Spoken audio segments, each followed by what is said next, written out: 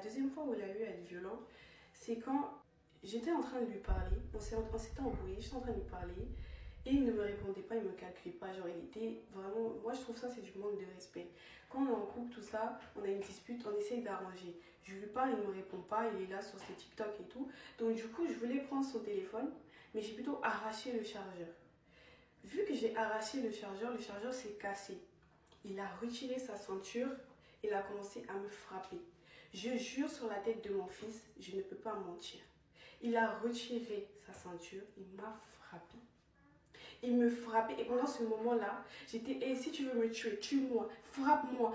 Et cette personne-là aujourd'hui veut utiliser ça contre moi parce que je disais « frappe-moi » parce qu'il a commencé à me frapper avec la ceinture. J'avais des traces ici et derrière l'oreille. En fait, le moment où je filmais même, c'était pas pour montrer à quelqu'un quoi que ce soit, c'était pour voir qu'est-ce que j'avais en fait. Pourquoi, vous allez me dire pourquoi à ce moment-là je suis toujours restée? Je ne saurais vous dire. Il faut savoir qu'aucun homme n'a été déjà violent avec moi. C'est-à-dire c'est tout nouveau pour moi, je ne connais pas.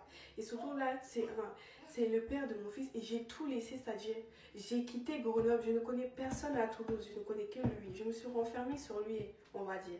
Ça veut dire, quand il arrive ce genre de choses, je me dis, hé, comment je dois procéder? Je ne savais pas comment procéder, je ne savais pas comment faire parce que moi, au fond, je l'aimais.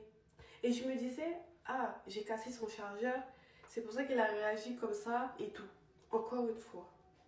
La troisième fois, du coup, qu'il a été violent, c'est le jour où il m'a vraiment tabassé, les amis. Je ne peux pas vous mentir, je jure sur la tête de mon fils. J'aime mon fils énormément. Ce jour-là, je ne l'ai pas reconnu. Ce jour-là, j'ai cru qu'il allait vraiment me tuer. Vraiment, ce jour-là, je ne l'ai pas reconnu. Et ça, je lui ai toujours dit. C'est la fois même où il m'a promis que plus jamais il va me toucher. C'est vraiment cette fois-ci-là.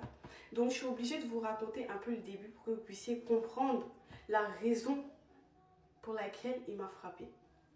Il faut savoir que les débuts des relations, on sait tous que l'autre n'est pas sérieux, l'autre se protège. Donc, il y a des histoires de filles, il y a des histoires de garçons. Voilà. Pour que vous puissiez comprendre la fois où il m'a complètement tapé, c'était quoi la raison, il faut que je vous explique le début. En fait, il faut savoir que cette relation a commencé à vouloir être sérieuse au moment où j'ai fait ma baby shower. Cette baby shower, je l'ai organisée seule. J'ai tout fait seule, j'ai payé seule, tout seule. Elle ne m'a même pas un peu aidée.